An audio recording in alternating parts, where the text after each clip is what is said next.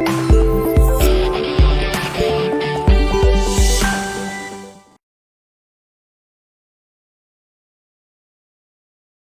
guys, welcome to today's session on Strat Talks. So today we have Mr. Chirag Pugalia as our guest speaker.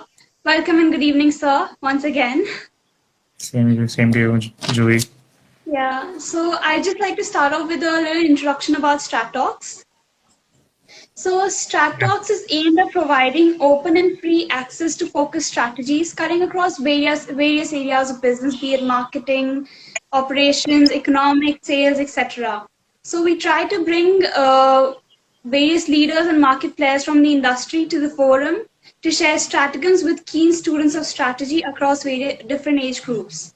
It is my honor to introduce our guest speaker, Chirag Pugalia, again for the discussion on Gen Z startup talks. Hi So, guys. so most of our audience would know him already as he is an ex-Christite and he is the entrepreneur behind the startup Mutter Media. And so he is the co-founder and chief pun officer at Mutter. Its aim is to troubleshoot problems for small businesses that have restrictions on their ability to communicate and give their communities and customers the best of experiences.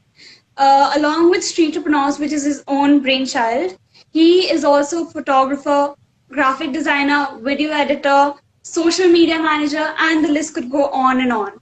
So, sir, would you like to share a little about yourself? I guess you've shared overly about me, so I guess that's enough. Right now, we're just focusing on Mutter Media, which is we're dedicating all our time and efforts and energy into it, and yeah, I guess that's enough. I mean, you can check more about me on my website. So that should do the work. Maybe we can start on the questions that we had. That this live Nice is, questions all about. Yes, and sir. we can directly start with addressing. I guess those. I don't need an introduction, is what I mean. Oh my God! I'm so sorry. It sounded that way. I don't deserve an introduction yet. That's what I meant. So Oh no, yeah, sir. we can directly You actually start it. don't need an introduction as our audience No, mostly makes up of Christites. So that's not you what I really meant. But don't. And we all yeah. know, like since from first year we know about Matter. So hmm we know about you a lot. I We're guess just that's waiting for, that's mainly because of the name. I guess that people might have heard of it, but that's okay. yeah, yeah. Oh, so we're Yeah. just waiting for like a few more viewers, a few more Sure. people to join. Could you share what's like what's the what was the idea behind Mutter Media? What does that mean? Is this a Idea South Indian behind the word? name or behind Mutter. the that's a long story. So earlier we were doing Streeterpreneurs, and then I can see some of my teammates from Streeterpreneurs have also joined. So they would really know that we were we were struck into a name. Okay, I please don't mind the lights going on and off, but yeah. So we were stuck in a situation where we couldn't continue with the name Streeterpreneur, and we had to come up with a different name for which the team was spending a lot of time because we were so obsessed with the name Streeterpreneurs, and we spent almost 2 months just deciding the name. So and things were not moving ahead. So we gave an ultimatum to the team that if we don't come up with better ideas and names and don't get done with this thing at the earliest, we're going to give it any name that we see, like the first thing that I see in the morning, that's what I'm going to name it. Oh, And that started as a joke, but then and the problem is they took it as a joke. So we were like, okay, let's just do it. So we just did that and got done with it so that we could actually move on with other more important things. And that's how Mutter came into place. But yeah, I mean, if that explains, it's a funny story. That's why we refrained from telling it. But that's the truth. gotcha. That's nice. So all right, then let's get started with the questions. Yeah, definitely. Okay. So I would like to know, like, how did you conceive the business model of Mata Media to be, and how has it changed over the course of time of its operations? See, when we, I mean, it didn't happen in one day, I guess. Since like the past 6 7 years, it's what we've been observing, right? So we've been freelancing as, I mean, by we, I mean the team, our founding team. Which is Divyam and I, we've been freelancing from like the past 5 6 years. We've been using the skills of storytelling, the skills of video production, photo production for helping brands communicate on an individual level. And what we've realized is that though it appears to be a very simple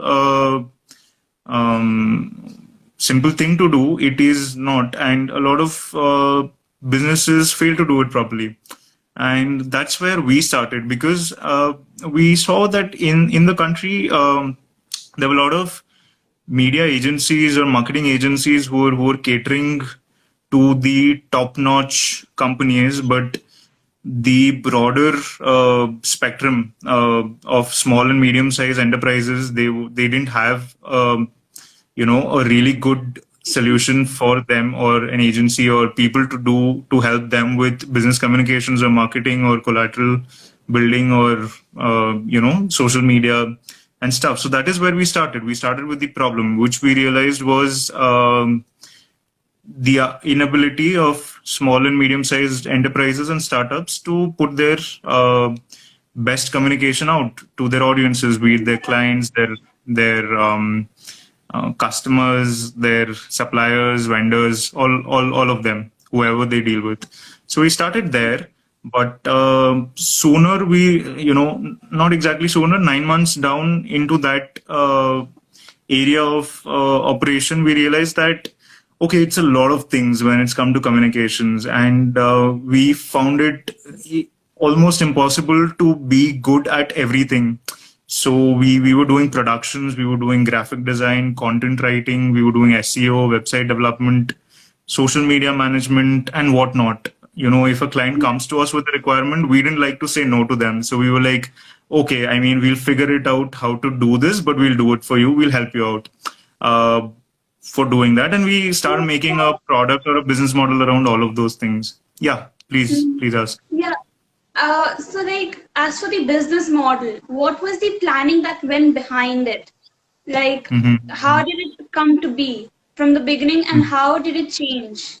How did you transform it, and how, as per the current situations? Yeah. So what exactly happened was, as I told before, that when we started, it was customer focused, as in if there's a problem, if there's a demand for something, and we can figure out how to do it, we'll do that. So that was the business model, as in the line of products that we had were categorized into that sense. But later, I guess 9 months down in that, we realized that that's not a sustainable way of doing things, because we weren't able to we weren't able to confidently say that, this is one thing that we are the best in the market for. And that's when Yeah. we realized that we should have focused not on what we can do, but what we can do best, which is our strength. So, I mean, that's a realization that came later to us, that as a business, as a startup, you should be focusing on your strengths, because India is a market that, there's thousands and millions of problems. If you go out, you see broken roads. That there itself is a problem right there. You go out, you see there's water issues, there's Wi-Fi, as in the internet bandwidth is weak, broken in a lot of places, access is not there. So if you look in that sense, there's a lot of problems. But which problem can you solve best is the question, which we realized a lot later. So we then changed our line of operations and went really specific into productions, which was at the core of what our passion was around. Divyam has always been into creating a lot of video content, and I had my inclination towards photography and the business side of it. So that's how we structured ourselves to be. And we also learned how adaptability was very important. So we had a really big team, and managing that at a very, very early stage was getting very difficult. So, we also leaned our structure out.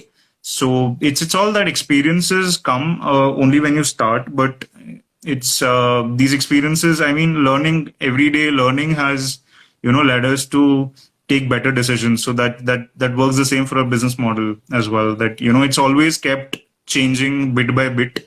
It also has to depend on a lot of opportunities which Hmm. come our way.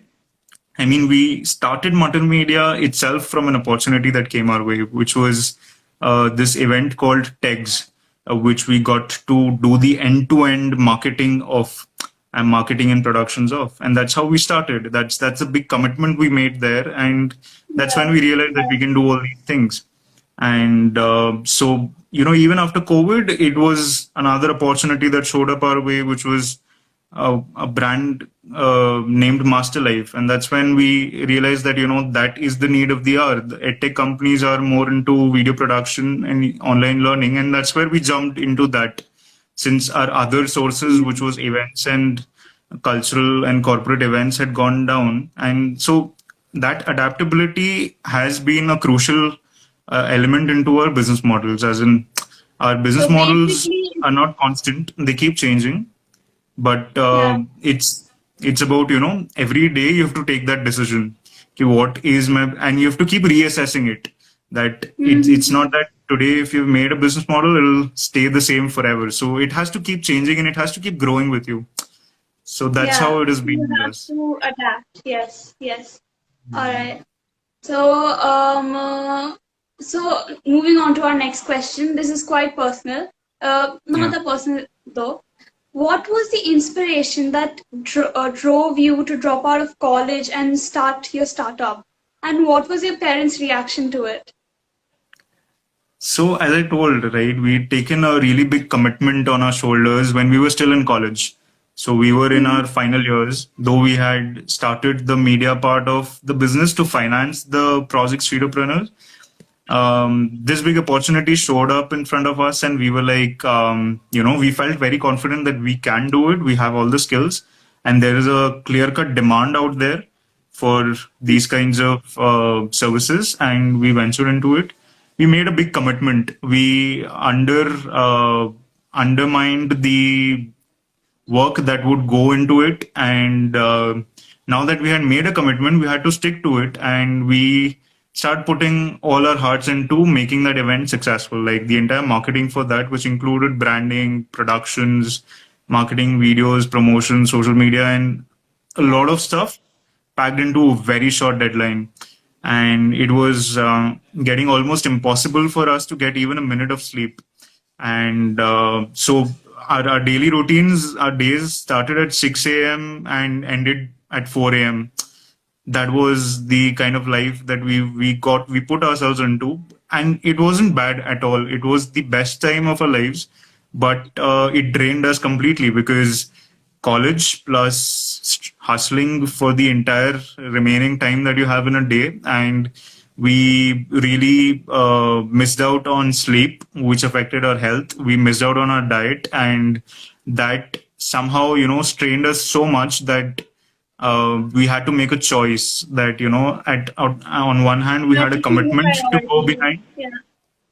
and on the other hand we had a college degree that we have to put our time and effort and energy into. But we for us at that point, the commitment and the stuff that we were doing apart from these 8 hours of college was making much more sense. It was driving us from within, matlab, passionately, and we felt amazing doing that, and we knew that for a fact that that is something that we can do for life. So Yeah. apart from that, there was always also a big fear that I personally had from my first year, that the day college ends, what am I going to be doing? So that was a really strong force that was always as a fear. So I would say that the decision to drop out was maybe out of that fear, and the we had something to jump on to right in front of us. So I won't advise people to drop out of college if they want to do a startup, because fairly. I mean, mm, uh, it's not But the still, strategy that works every time. So, you hmm. know, in our case, we But had you like a had lot a of other calling. factors that worked.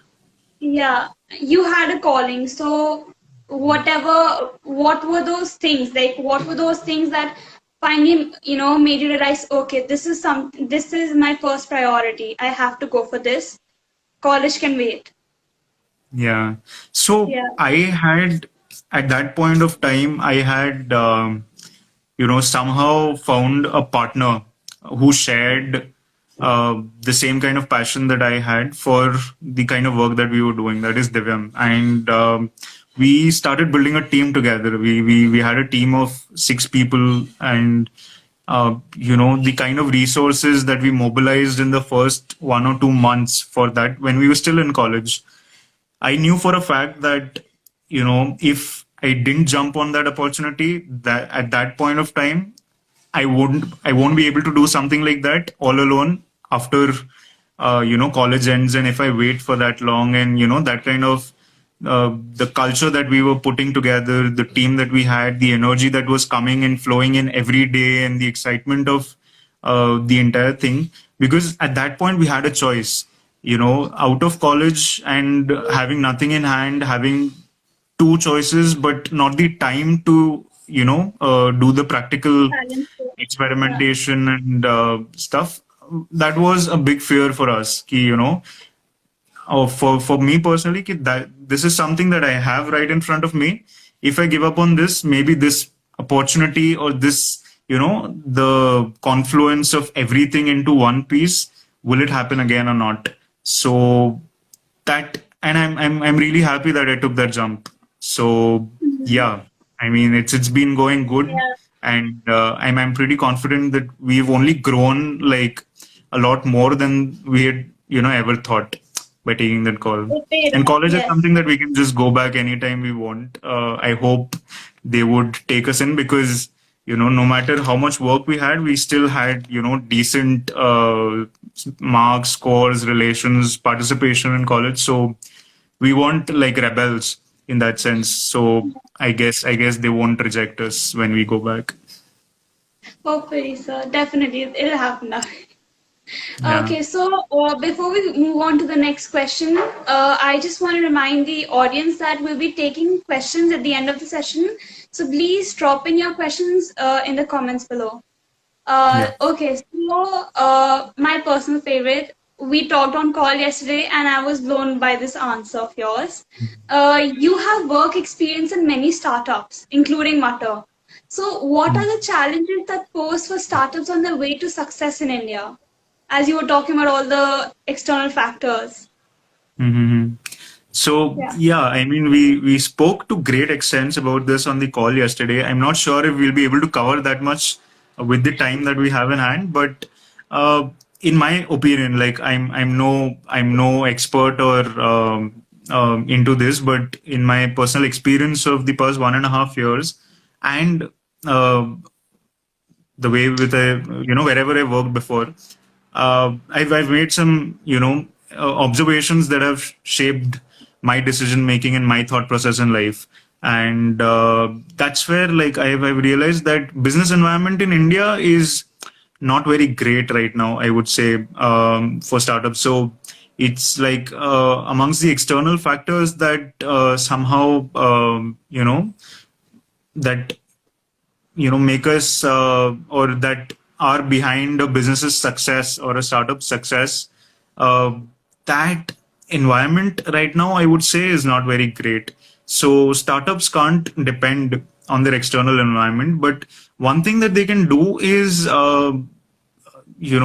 make their startup, or they should do is make their startups more, the number one priority should not be to build the best product, but to build the most adaptable teams, Yeah. which can adapt to any type of situation or circumstance that comes in. And I know it sounds pretty vague, but having understood it in the kind of depth that, I guess we've all experienced, that there were companies who, when the lockdown Universe. happened, in the next 2 days they were up and running, and they survived.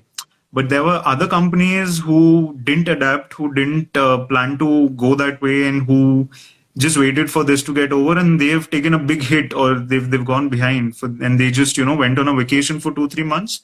It'll become really difficult for them to survive. So there was this amazing story. I've forgotten the facts completely. I've forgotten the names. I've forgotten everything. Sorry for that. So there was an amazing story which I was, I was trying to remember even yesterday when I was speaking to you. But there was, in some part of the world, there was a builder who, I'll get back to you on the facts regarding this. I'm so sorry I forgot that. But No problem. Okay, so what do what I was you thinking, the huh? story? Yeah, yeah. Tell No me. issue. No issue at all. So as we know that the Indian demographic is really versatile, right? So all these Mm-hmm. external factors, plus as we know, like the government is very unstable, right? Mm-hmm. So all these external factors, okay, and the shocks that they give to especially startups, be it pre-COVID, during COVID, or post-COVID when they do, how did you resist those shocks that you got from these external factors? Mm-hmm. See, How did you the manage, like problem. from your experience? Mhm. I mean, we were on the lucky side of it, I guess, since we didn't have physical location as a factor for us to operate. So most of our work that we do can be done virtually, can be done from teams who are virtually spread across, and that works for us. So we were on the lucky end of it, if I have to put it that way. But there were other businesses who have like huge infrastructure campuses, uh, and had invested a lot into physical spaces, and that became a challenge right now. So I guess for us it was very easy to adapt, since we had also taken our team to a very lean structure right before COVID happened. So around February we had around 15 employees, and we were doing a lot of things. And around that time we took the call to go niche into only production. So we had leaned out our team. It was just four of us, and then it became much more easier to execute on a lot of products, services that we were executing with the clients that we had. So even though we were spread across, we could do that. So I guess that made us, in that sense, adaptable. That a pandemic, a serious environment change like a pandemic occurred, but we were still, able to Mm-hmm. run. So I guess that is something that I would, if there are people listening to the live session who are planning to, start something of their own, I guess that's something that you should keep in mind: how to build the most adaptable businesses, as well as, uh, you know, Yeah.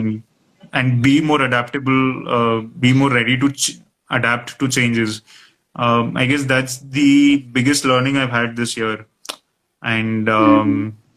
yeah, I guess that's Yeah. something I want to pass on to. And in terms of the government, I would suggest let's not depend on the government, because governments will be there, governments will come and change. They also have their own struggles, and we don't really much have a lot that we can change about how stuff is in the political environment right now. However, there's certain critical elements to the policies of the government. I would say that'll always be there, but our job, or the day we chose to be an entrepreneur, we chose to see it through, and troubleshoot no matter what the problem came in. So we should not depend on the government to support us, because then we won't be businesses or entrepreneurs. Then we would just be NGOs, or not degrading NGOs. They're doing fantastic job, but like we would depend more on that support, so that there's that dependability, which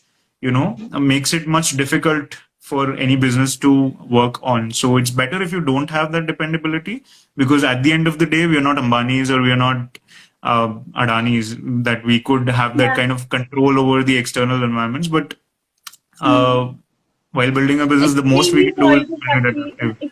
Extremely sorry to cut you off like that, sir. Yeah, no, no, But no, no. we're running Exactly. out of time. Yeah. So I just like to move on to the next question. Okay. Yeah. We So can. since we know that a lot of people have started their own startups, Okay. Yeah. So, what advice and tips would you like to give them in terms of how you use digital media as a tool to not only promote, but also as a medium to connect with with your vendors and your build your other networks? Mm-hmm. So initially, when we started off, we created our social media accounts and platforms. We felt like the more you do it, the more kind of opportunities or sales leads or everything comes your way, and we were trying it out. What I would want to make very clear at the beginning is that the digital media strategy or your marketing strategy as a whole, it's very custom to the nature of business, the kind of clients you have, the kind of products you have, the even the turnover time that it's completely customized to the kind of business that you are into and into the space that you're into, and more so the philosophies or the values of your organization as a whole. So it's Yeah. very customized to that. So there's no one strategy that applies everywhere. But in our case, what we did was, and you know, we also started out. We don't know the exact strategies. We have to figure out what works best, what not. And in again, the digital media environment is so dynamically changing. Like someday there's TikTok, someday that goes off, someday Instagram comes up with reels, and the retention times have been going down, and as a digital media marketer you have to constantly keep adjusting and relooking at your strategy. So it's very crucial to have a marketing team of your own. If you're not into the marketing business, if you're into any other business, having a marketing team and strategists or a professional consultant for the same is very important. But how we did it was we did A/B testing, which is a simple technique where you try different things in small amounts. So we tried social media through Instagram, very basic. You don't invest a lot of resources into it right at the beginning. So you go small, you invest a little into all the platforms and see which is kind of getting you the more kind of you know Yeah. attention back, or more leads back, or more returns on that. And things that work out for you, you eliminate the things that are not working out absolutely for you, and then you go ahead and you, out of the few things that have worked out well, you then invest a little more, you work a little more on the strategy. So how we did it was we did everything in the beginning in smaller phases: social media, Instagram, Facebook, LinkedIn. We also did a website, which happened a little late, but those are all the marketing collaterals that we build. We started approaching brands or B2B clients on LinkedIn with a very personalized message. So we are still in that process of identifying the perfect strategy. But I guess this Yeah. process is what a lot of startups need to understand: the A/B testing and We how have you to go about it. start with pilot testing. Yeah, definitely. Yeah. Okay, so last but not the least, our standard question. What could you list a few takeaways and suggestions from your experience, being about networking, especially, Mhm. for students who are looking to looking to start their own startups at this kind of time? Mhm. See, I Yeah. mean, networking is really important, and that's a huge topic again. If we have to discuss about it, but If you could just the brief about it a little. I mean, this is a very important skill that I would say colleges are not teaching us. At Yeah. in and we've seen how it's impacted, because in the past 1.5 years of our operations, we have been doing business only because of the networks that we built, or even our clients are all inbound leads which are coming from the networks that we are building. And Yeah. it's all kind of, and networking as a skill, if I have to tell, it's not about getting the leads, it's not about getting the returns from it, it's about building genuine relationships, right?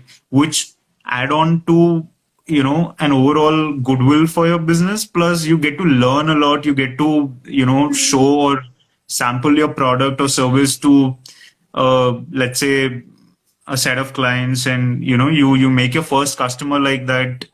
If you don't have, like, I'm assuming that startups at the early stage don't have the kind of resources that they can invest a lot into marketing, I guess.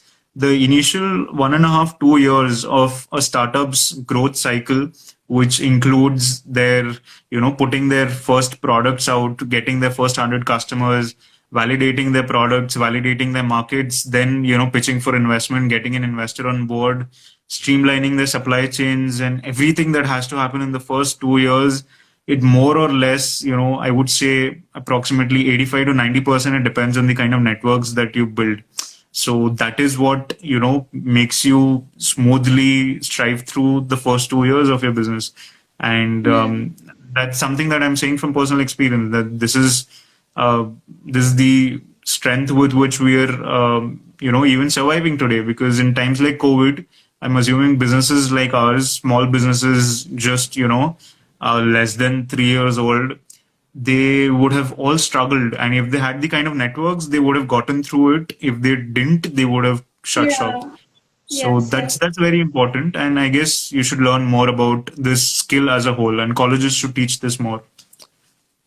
Hmm. All right. Yeah. So moving on to audience questions. Yeah. How different is the idea? How different is the idea that you are working on today from the one which you were initially, from the one which you initially started? Completely different, man. Completely different. Yeah. So what we were earlier doing was we were building a product for street vendors, and that was very close to our hearts. But it's a completely new thing that we didn't find anybody doing before, and we really wanted to get going with it, which is still my dream, that one day I really want to do something in that space again. But it's completely different. So what we started with Mutter Media was initially to fund the streetopreneurs business, because we weren't making any money there and we were just spending. So we wanted to balance it out using our skills in an alternative market. And when we jumped into this market, we saw that this was doing fairly well, and not just fairly well, we were getting good response and we were getting good work, and we had to build this completely from scratch, and we had all the confidence to jump into it. So we jumped into it. But that was, I guess, the transition. And I mean, we haven't regretted it ever. The kind of growth that we've seen here is amazing. And the kind of work that we are starting to do now, after 1.5 years of hustling, I guess we're proud of what we're doing. And I guess that goes unanimous amongst our team. So yeah, I mean, it's pretty different, but it's fun. So this question was asked by Yashika. Thank you, Yashika, for that question. If you have any more questions, please drop in the comment section below, please, guys. Yeah. We're just waiting for a few more relevant audience questions. Cool, cool, cool. Yeah. What were the other comments? I didn't go through them. Yeah. And for those who did not, who were not able to join, we put up the IGTV on our page as well, Yeah, great. plus the student takeaway, so they can check it out later. Yeah, perfect. I guess that's it. And Great. who who is your favorite team member? Okay, guys, let's stick to this Uh, matter. okay, this is Tanushree. Hi, Tanushree. Uh, our favorite team member. I mean, I have to say Divyam, right? Otherwise there'll be. Uh, Yeah, I mean, I have to say Divyam. But yeah, he is my. I mean, I don't want it to sound gay, but you know, he's my favorite member. yeah. Yeah. What Which course were you what's doing at Thrive? I was doing BBA, Bachelor's of Business Administration. Um, I'm not sure if that matters, but take care. Guys, whatever questions you have related to, if you guys have started any startups, you have any questions, he's here to help you. You can ask right away, you'll get answers. Yeah. Yeah, Tanushree is written yes, correct. Yeah. And Tanushree, you are a favorite client. So, yeah. Oh,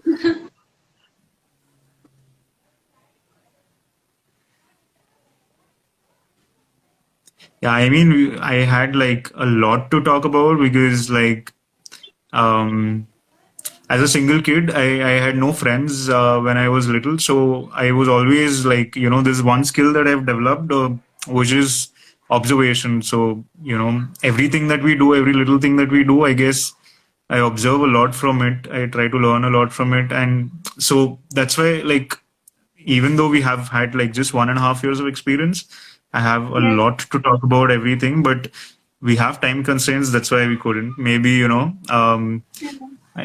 if anybody is interested, they can pick up a conversation with me anytime. My Instagram is a little off these days, but yeah, you can just ping me up on WhatsApp and we can have a good conversation. What is the most important knowledge we need to gain from college for a startup? Tricky question. I'm trying to think what I stuff guess did we what learn I from have college? learned from today's session is that your observation skills, first of all, and your adaptability. These are a lot of things like only when you start working in the practical world do you get to learn a lot of these things. Mhm. So yeah, like this is what I have learned, and these were the major takeaways for me. And I guess one thing that you have to learn in college is how to learn stuff quick and fast, because college doesn't give you the entire pool of knowledge that would be customly required by you. So you just have to learn how to learn stuff on your own, and how to learn from anything and everything. I guess so. Learning is the biggest skill that you have to learn while you're in college. If you figure that out perfectly, then you're sorted for life. That's what I Hmm. would. That's what has been my biggest thing. Apart from that, like domain wise, specific domain wise, you don't have to like stick to college for And that. Now, education is completely, or I wouldn't say completely, but greatly democratized, that you can learn anything from anywhere. So, yeah, I mean, college or no college, I mean, now there subtly are I a would few want to say, questions but still. yeah, yeah. There still are a few questions, but unfortunately, Sir has a meeting and we gotta wind it up. So, all I right, guess Sir, we it can was take one or great. two more if we can take one or two more if that's okay. Any heads up for the budding entrepreneurs? I think you've Uh, answered yeah, in a I guess I've way. Yeah. answered. Maybe they can check back into the cool. Is there Yeah. anything else? Let me just check. Oh, Janvi is asked, what keeps you motivated to continue hustling? Like, Uh, Divyam keeps me motivated. He keeps kicking me out of the bed every morning to go and work. um, I guess yeah. that's it. But like, it's So the what you need is experiences a that we great make team as every day. well. Yeah. Yeah. As Yeah. in? Yeah. You need a great team as well. Yeah, I mean, definitely. And Janvi, having been a part of the team from the very beginning, she knows that, how we used to push each other. And it's amazing the kind of clients we work with, the kind of work that we're doing, the team and everything. It just, pushes us every day to, get up and work and hustle. And Hmm. I guess that's the fun part, and that's what made us took the jump to drop out of college and pursue entrepreneurship. I guess these three were the most crucial elements in as a part of that decision or that jump. So yeah. Yeah. Okay. Thank you so much, sir. It was great having you with us today, and it was a very lovely and insightful session. Thank you for taking out the time from your busy schedule. Yeah, no problem. It was fun. It was fun for me as well. Thank you. Yeah. From other inter.